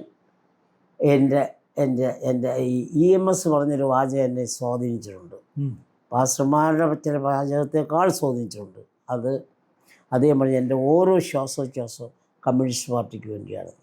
ആലപ്പുഴ വെച്ച് പറഞ്ഞെന്നാണ്, മറ്റുള്ളവരിൽ നിന്ന് കേട്ടതാണ്. അപ്പം അദ്ദേഹത്തിൻ്റെ ജീവിതം അത് അന്വർത്ഥമാക്കിയതാണ്. പക്ഷേ എൻ്റെ ഓരോ ശ്വാസോച്ഛ്വാസവും യേശുവിന് വേണ്ടിയാണോ എന്ന് ഞാൻ എപ്പോഴും ചിന്തിക്കാറുണ്ട്. പണ്ടൊക്കെ കുറച്ച് കെയർലെസ്സായിട്ടൊക്കെ സംസാരിക്കുമായിരുന്നു, തമാശയോ അതൊക്കെ. ഇപ്പം എല്ലാം ഇച്ചിരി കുറച്ചിട്ടുണ്ട്. ഓരോ ശ്വാസോച്ഛ്വാസവും കർത്താവിന് വേണ്ടി കൊടുക്കണം. പിന്നെ ഹ്യൂമർ എൻ്റെ പ്രസംഗത്തിൽ അതെൻ്റെ അമ്മയിൽ നിന്ന് കിട്ടിയാന്ന് തോന്നുന്നത്, ജനറ്റിക്കായിട്ടുണ്ട്. ഞാൻ ഹ്യൂമർ പറയേണ്ടി വരത്തില്ല, എൻ്റെ സ്പോണ്ടേനിയസ് ആയിട്ട് വരും. അതുകൊണ്ട് അതിന് വേണ്ടി പ്രത്യേകം ഞാനൊരു ഹ്യൂമർ പറയാൻ പോകുന്നു പറഞ്ഞ് ഞാനൊരു കഥ പറയാൻ പോവാ, ഒരു തമാശ പറയാൻ പോവാ എന്ന് പറയേണ്ടി വരത്തില്ല. ഓക്കെ,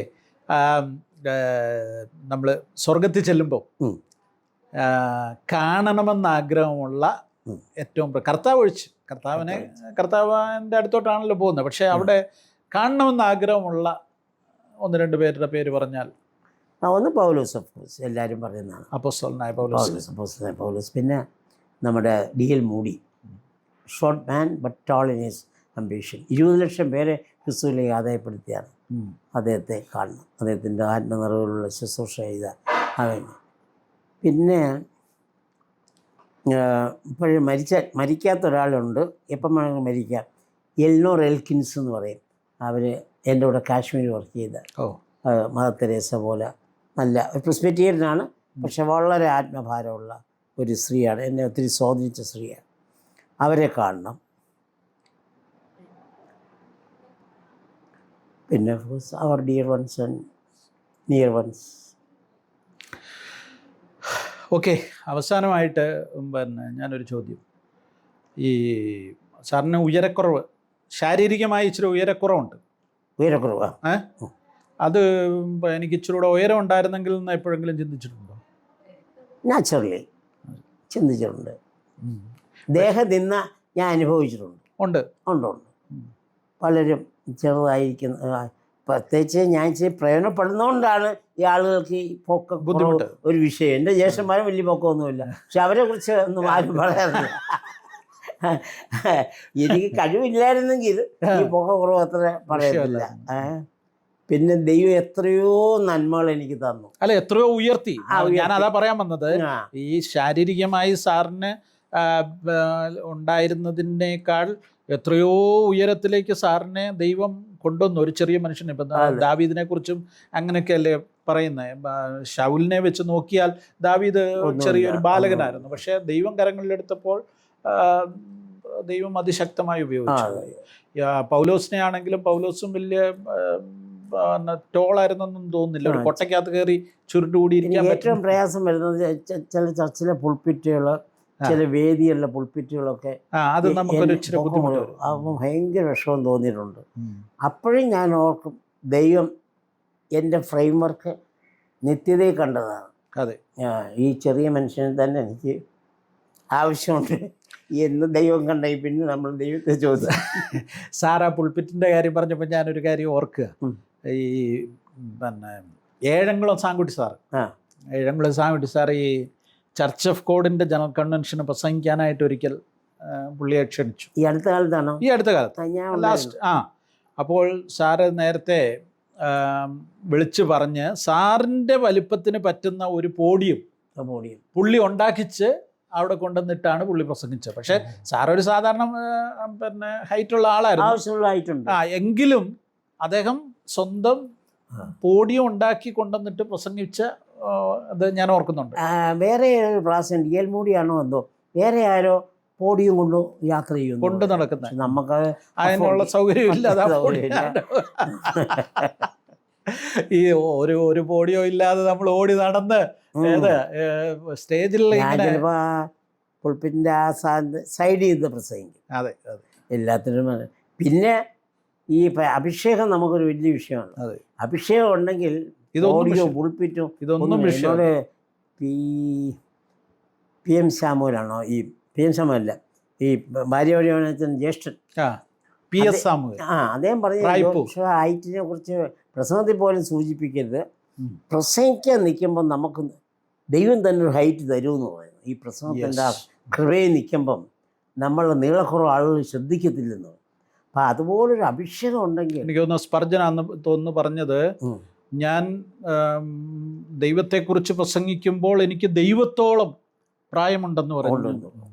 പ്രായമോ അങ്ങനെ ഏതോ ഒരു സിമിലറായിട്ട് പറഞ്ഞിട്ടുണ്ട്. പിന്നെ ഈ ജോൺ വെസ്ലി പറഞ്ഞ വാചകം ഈ പ്രസംഗത്തിൽ സഹായം, I set myself on fire, people come to see how I burn. ഞാൻ പ്രസംഗിക്കാനല്ല നിൽക്കുന്നത്, ഞാൻ കത്തുന്ന കാണാനായിട്ട് ആളുകൾ വരും. അപ്പം ഈ കത്തലുണ്ടെങ്കിൽ, ഇപ്പം ഞാൻ തന്നെ ദുബായി പോകുമ്പോൾ ഞാൻ പ്രാർത്ഥിക്കുന്ന കർത്താവേ, ആ കത്തലുണ്ടെങ്കിൽ എനിക്കൊന്നും പേടിക്കണ്ട.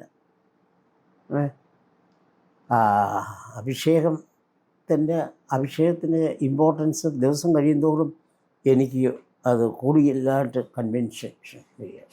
ഓക്കെ സാറേ, ഈ കേരളത്തിലെ പെന്തക്കോസ്ത് സമൂഹത്തെക്കുറിച്ച് ഇപ്പം വിദ്യാർത്ഥി പ്രസ്ഥാനത്തിലൊക്കെ വർക്ക് ചെയ്ത അല്ലെങ്കിൽ വിദ്യാർത്ഥി പ്രവർത്തനങ്ങളിലായിരുന്നു, അല്ലെങ്കിൽ അവരുടെ യുവജനങ്ങൾക്കിടയിലാണ് സാറ് ജീവിതകാലം മുഴുവൻ പ്രവർത്തിച്ചെങ്കിലും പെന്തക്കോസ്തിനെ ഇങ്ങനെ കൂടെ നിന്ന് കണ്ട ഒരാൾ.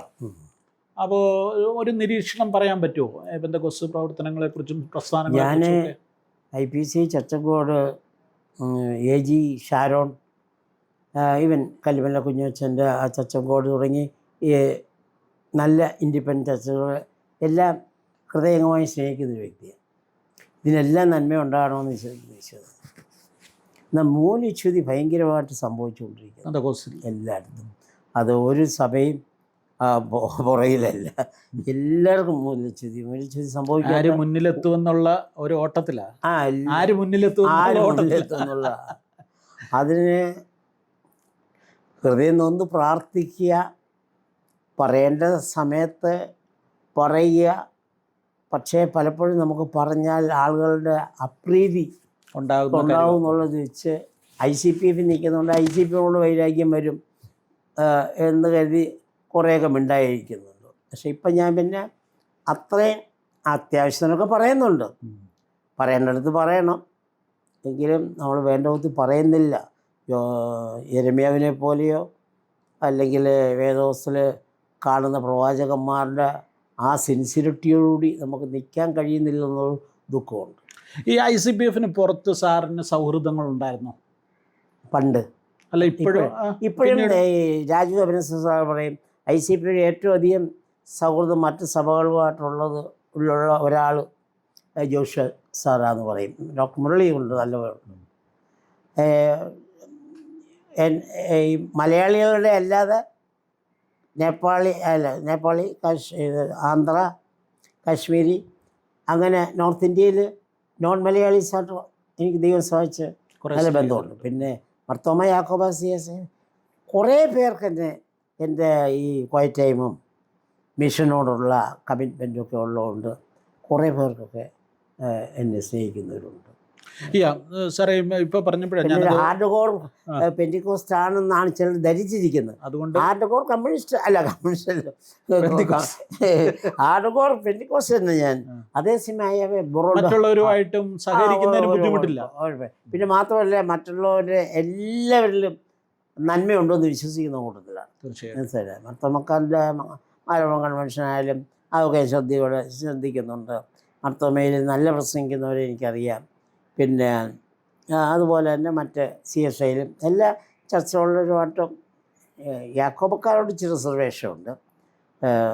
കത്തോലിക്കൻ്റെ ഉപദേശത്തോട് ഭയങ്കര റിസർവേഷൻ ഉണ്ടെന്ന് അവരുടെ ചാരിറ്റിയും മറ്റു കാര്യങ്ങളൊക്കെ നമുക്ക് അത്ഭുതം കൂറും മാറുകയാണ്. അപ്പം പൊതുവേ നമുക്ക് ഒരു ക്രിസ്ത്യൻ വ്യൂ പോയിൻ്റ് ഉണ്ട്. ഒരു ക്രിസ്ത്യാനിയായിട്ട് തന്നെ basically I am a Christian, particularly I am Pentecost. ഈ സാറിൻ്റെ ഇപ്പോൾ പറഞ്ഞു വന്നപ്പോഴാണ് ഞാനത് നേരത്തെ ഓർത്താണെങ്കിലും ഈ ക്വയറ്റ് ടൈം എന്ന് പറയുന്നത് സാറിൻ്റെ ഒരു യുണീക്കായിട്ടുള്ള ഒരു സംഭാവനയാണ്. അപ്പോൾ അതിനെക്കുറിച്ചൊന്ന് പറഞ്ഞു, എങ്ങനെ അതിലേക്ക്? ഞാൻ ഇത് എൻ്റെ ഫസ്റ്റ് ഇയർ MA പഠിക്കുമ്പോൾ EUവിൻ്റെ കോട്ടഗരി ക്യാമ്പിൽ ഒരു ഓൾ ഇന്ത്യ ക്യാമ്പാണ്, 20 പേരേ ഉള്ളൂ. അവിടെ ഒരാഴ്ച 2 ആഴ്ചത്തെ ക്യാമ്പാണ്. 2 ആഴ്ച ഞങ്ങളെ കൊണ്ട് ക്വയറ്റ് ടൈം ചെയ്യിപ്പിച്ചു. ഒരു ചെറിയ കുന്നിൻ്റെ നല്ല ഒരു സായിപ്പ് കൊടുത്തതാണ് സ്റ്റെറട്ടെന്ന്, എനിക്കറിയാം അദ്ദേഹത്തെ. സ്റ്റെറട്ടിൻ്റെ സായിപ്പ് കൊടുത്ത കോമ്പൗണ്ട്, ഇറ്റ്സ് വെരി ബ്യൂട്ടിഫുൾ. മുട്ടമൺ എത്ര വിചാരിച്ചാലും അതുപോലെ ആക്കാനൊക്കത്തില്ല, കാരണം അത്രയും മരങ്ങളും ചെടികളും പിന്നെ സായിപ്പിൻ്റെ പണിയില്ലേ, ഭയങ്കര ബ്യൂട്ടിഫുള്ളാണ്. നമുക്ക് മുട്ടമണുള്ള സ്വോത്രം, പക്ഷേ ഈ ഒരു അവളുടെ ദൈവ സാന്നിധ്യം നമുക്ക് ഫീൽ ചെയ്യും. അപ്പം അവളെ 2 ആഴ്ച ഞാൻ ക്വയറ്റ് ടൈം ചെയ്തു. അന്നാണ് എനിക്ക് മനസ്സിലായി ഇത് ജീവിതത്തിൻ്റെ ഒരു ചര്യയാക്കി മാറ്റണമെന്ന്. അന്ന് മുതൽ ഇന്ന് വരെയും ഇന്ന് നിങ്ങൾ വരുന്നതുകൊണ്ട് ക്വയറ്റ് ടൈം ചുരുങ്ങിപ്പോയി. ഒരു 20 മിനിറ്റ് 30 മിനിറ്റ്, ചിലപ്പോൾ 1 മണിക്കൂർ, ചിലപ്പോൾ അതിൽ കൂടുതൽ ദൈവസേനയിൽ ഇരുന്നിട്ടാണ് മറ്റ് കാര്യങ്ങൾക്കെല്ലാം പോകുന്നത്. അത് പ്രസംഗിക്കുന്നതിന് വീര്യം കൂട്ടും, ജീവിതത്തിൽ അനുഭവമുള്ളതുകൊണ്ട്. അപ്പം ഞാൻ വിശ്വസിക്കുന്നത് ക്വയറ്റ് ടൈമും കുടുംബ പ്രാർത്ഥനയുള്ള ഒരു കുടുംബവും നശിക്കത്തില്ലെന്നാണ്. കാരണം ദൈവത്തിൽ നിന്ന് ആര് ബിലിഗ്രാമിൻ്റെ പ്രസംഗം കേട്ടാലും അതിന് പരിമിതിയുണ്ട്. നമ്മൾ നേരിട്ട് ദൈവത്തിൽ നിന്ന് പ്രാപിക്കുന്നത് അവരുടെ എല്ലാ പ്രസംഗത്തിലും ക്വയറ്റിൻ്റെ കാര്യം ഞാൻ പറയാം. നിങ്ങൾ പേഴ്സണലായിട്ട് ദൈവമായിട്ട് സമയം ചെലവിടണം. എൻ്റെ മക്കളോടൊക്കെ ആവർത്തിച്ചിട്ട് പറയും. കാരണം ഇത് ആവർത്തിച്ച് പറഞ്ഞാലും ചിലർ ഏക്കത്തില്ല, ചിലർ മുടങ്ങിയിട്ട് പിന്നെ തുടങ്ങിയവരാണ്. ഇന്ത്യയിൽ മലയാളികളിൽ തന്നെ എനിക്കറിയാവുന്നതിൽ പ്രസിദ്ധരായിട്ടുള്ള ആളുകൾ എൻ്റെ ഈ ക്വയറ്റൈൻ ക്ലാസ് ചെയ്തിട്ട് കഴിഞ്ഞ 30 വർഷമായിട്ട് സാറേ ഞാനിത് ചെയ്യുന്നു. പെരുമ്പാവൂരിലുള്ള ഒരു വില്യംസ് അറിയാലോ, അപ്പം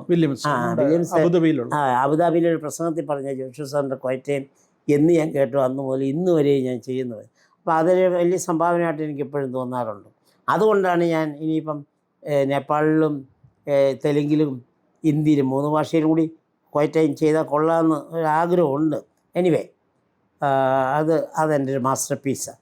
ആദ്യകാലങ്ങളിൽ മിഷനേക്കാൾ ക്വയറ്റൈൻ ജോഷു എന്ന ആളുകൾ പറഞ്ഞുകൊണ്ടിരുന്നത്. പിന്നെ മിഷൻ കയറി കത്തി. അതുകൊണ്ട് അത് കൂടുതൽ ഇപ്പം മിഷനുമായിട്ട് ബന്ധപ്പെടുത്തി എൻ്റെ പേര് പറയുന്നത്. ഓക്കെ, ഇത്രത്തോളം സമയം ഒന്നിച്ച് സംസാരിക്കാൻ സാധിച്ചു. സാറ് വൈഫിനെ കുറിച്ച് പറഞ്ഞു, മക്കളെക്കുറിച്ച് പറഞ്ഞെങ്കിലും പേരുകൾ പറഞ്ഞില്ല. മൂത്ത മകള് ശലോമി, അവള് MBA കഴിഞ്ഞു. കുറച്ച് നാൾ KP ഓനാൻ്റെ കൂടെ വർക്ക് ചെയ്തായിരുന്നു. കല്യാണം കഴിഞ്ഞ് കുറച്ച് നാൾ വർക്ക് ചെയ്തു. അത് കഴിഞ്ഞ് പാലക്കാട് പോയി, ഇപ്പോൾ എറണാകുളത്തുണ്ട്. അവർക്ക് 2 മക്കൾ. 6 വർഷം മക്കളില്ലായിരുന്നു. ദൈവം പ്രാർത്ഥിച്ചു മക്കളെ ലഭിച്ചു. പ്രത്യേകിച്ച് ചികിത്സയൊന്നും ചെയ്യേണ്ടി വന്നില്ല. 2 മക്കൾ, ഒരു മോൻ. ഹസ്ബൻഡിൻ്റെ പേര് സാം മാത്യു. പുള്ളിയും മലയാളവും ഇംഗ്ലീഷും ഹിന്ദിയിലൊക്കെ പ്രസംഗിക്കുകയൊക്കെ ചെയ്യുന്ന ആളാണ്. പിന്നെ രണ്ടാമത്തെ മോള് ഇപ്പം കണ്ട അദ്ദേഹത്തിൻ്റെ ഭർത്താവിനെ ഉള്ളു കാണാത്ത. മോളുടെ പേര് മോളെ പേര് സാറ. മറ്റേ ആൾ റേച്ചിൽ, ഫീബു, റിബേക്ക. 2 പേരെയും കണ്ട്. ഒരാൾ MSc ഫസ്റ്റ് ഇയർ, മറ്റേ ആൾ +2 കഴിഞ്ഞു. പിന്നെ സാം ഏക മകൻ, അവൻ BCom കഴിഞ്ഞിട്ട് പിന്നെ എന്തോ കമ്പ്യൂട്ടറോ അതൊക്കെ പഠിച്ച് അയർലൻഡ്. ഭാര്യ BSc നേഴ്സിംഗ്, അത് കഴിഞ്ഞ് MSc എടുത്തു. ഇപ്പോൾ അവൾ ഒരു നേഴ്സിംഗ് ഹോമിൻ്റെ അസിസ്റ്റൻറ്റ് ഡയറക്ടറായി, ഇപ്പം ഡയറക്ടറായി കഴിഞ്ഞ ആഴ്ച മുതൽ. ഈ സർജറിയൊക്കെ ഉണ്ടായിരുന്നു. അവർക്ക് 2 മക്കൾ, ഒരു മോൻ ഡേവിഡ്, ഒരു മോള് ഡെബോറ. അവർ 9ാം ക്ലാസ്സിലും 7ാം ക്ലാസ്സിലും പഠിക്കും. അപ്പോൾ 6 കൊച്ചുമക്കൾ, 3 മക്കൾ, 3 മരുമക്കൾ. ഓഫ് കോഴ്സ് ഒരു കുട്ടി സ്വർഗത്തിലും. ആദ്യത്തെ കുട്ടി മരിച്ചുപോയി. ആദ്യത്തെ കുഞ്ഞ് അത് നേപ്പാളിൽ ഈ പർവ്വതത്തിലൂടെയൊക്കെ നടന്ന് ഉമ്പിളിക്കൽ കൂടി ചുറ്റിയാണോ എന്തോ ഉമ്പിളിക്കൽ കൂടി ചുറ്റിയിരുന്നു. അന്ന് സിസേറിയൻ അത്ര കോമൺ അല്ല. ഞാൻ നേപ്പാളിലായി പോയി. അപ്പം ഡോക്ടറിനോട് എഴുതി ചോദിച്ചു എന്താണ് ഇങ്ങനെ സംഭവിച്ചത്. എൻ്റെ ബുദ്ധിക്ക് സിസേറിയൻ ചെയ്യാൻ തോന്നിയില്ല, അതുകൊണ്ട് ഉമ്പിളിക്കൽ കൂടി ചുറ്റിയിരുന്നു. അങ്ങനെ മരിച്ചത്. നമ്മൾ പിന്നെ കേസെടുത്തോണ്ടൊന്നും കാര്യമില്ലല്ലോ, ദൈവത്തിൻ്റെ ഹിതമായിട്ട് വിട്ടു. അങ്ങനെ ശാന്തയ്ക്ക് ആ ദുഃഖം ഇപ്പോഴും ഉണ്ട്. ഞാൻ അമ്മമാർക്കല്ലേ അവർക്ക് എനിക്ക് ദൈവം എൻ്റെ ഹൃദയത്തിൽ നിന്ന് മരിക്കുന്നതിന് മുമ്പ് എനിക്കൊരു പ്രിമോണിഷൻ ഉണ്ടായി, ഇങ്ങനെ ദുഃഖം സംഭവിക്കാൻ പോകുന്നു. അതുകൊണ്ട് എൻ്റെ ആ ദുഃഖം അന്നേ എടുത്തിട്ട് മാറ്റി. ഓഫ് കോഴ്സ് ഓർക്കണം, ദുഃഖമുണ്ട് എങ്കിലും നിത്യതയെ കാണാം എന്ന് പ്രതീക്ഷിക്കും. തീർച്ചയായും അതൊരു ദുഃഖ സംഭവമാണ്. അതെൻ്റെ ആ ദുഃഖം ദൈവം എടുത്ത് മാറ്റിയോണ്ടാണ് പറയാൻ. Thank you. ഡി ജോഷുവ സാറിൻ്റെ ജീവിതാനുഭവങ്ങളാണ് നമ്മൾ കേട്ടുകൊണ്ടിരുന്നത് 2 എപ്പിസോഡുകളിലായിട്ട്. കഴിഞ്ഞ 40-ലധികം വർഷങ്ങൾ കേരളത്തിൽ ICPFൻ്റെ സ്റ്റാഫ് വർക്കറായി, അല്ലെങ്കിൽ ICPFനോട് ചേർന്ന് പ്രവർത്തിക്കുകയും അതിന് നേതൃത്വം നൽകുകയും ഒക്കെ ചെയ്ത അനുഗ്രഹീതനായ ദൈവദാസൻ. ഞാൻ ആദ്യം ഓർപ്പിച്ചതുപോലെ ആയിരക്കണക്കിന് വിദ്യാർത്ഥികളെ അവരുടെ ജീവിതത്തിൻ്റെ ആദ്യ ഘട്ടങ്ങളിൽ സ്വാധീനിച്ച, സുവിശേഷത്തിനു വേണ്ടി സ്വാധീനിച്ച നിരവധി പേരെ കർത്താവിൻ്റെ വേലയ്ക്ക് വേണ്ടി സമർപ്പിക്കുവാൻ, അങ്ങനൊരു തീരുമാനമെടുക്കുവാൻ പ്രചോദിപ്പിച്ച അനുഗ്രഹീതനായ ഒരു ദൈവദാസൻ ഡി ജോഷുവ സാർ. അദ്ദേഹത്തിൻ്റെ ഫലകരമായ ഒരു ജീവിത കാലഘട്ടം മുഴുവൻ കർത്താവിൻ്റെ നാമത്തെ മഹത്വത്തിനു വേണ്ടി അദ്ദേഹം പ്രയോജനപ്പെട്ടു. അദ്ദേഹത്തിൻ്റെ വാക്കുകൾ, അദ്ദേഹത്തിൻ്റെ പ്രസംഗങ്ങൾ, മിഷൻ ചലഞ്ചുകൾ, ക്വയറ്റൈൻ ഒക്കെ അദ്ദേഹം മലയാളി യുവജനങ്ങൾക്ക് സമർപ്പിച്ച അദ്ദേഹത്തിൻ്റെ ജീവിത സന്ദേശങ്ങൾ മുഴുവൻ ദൈവനാമം മഹത്വത്തിന് കാരണമായി തീരട്ടെ എന്ന് പ്രാർത്ഥിക്കുന്നു. ഈ അഭിമുഖത്തിലും അദ്ദേഹം നമുക്ക് നിരവധിയായ ആശയങ്ങൾ നമ്മളുമായി കൈമാറിക്കഴിഞ്ഞു. ഹൃദയപൂർവ്വം നന്ദി പറയുന്നു. കർത്താവ് എല്ലാവരെയും ധാരാളമായി അനുഗ്രഹിക്കുമാറാകട്ടെ.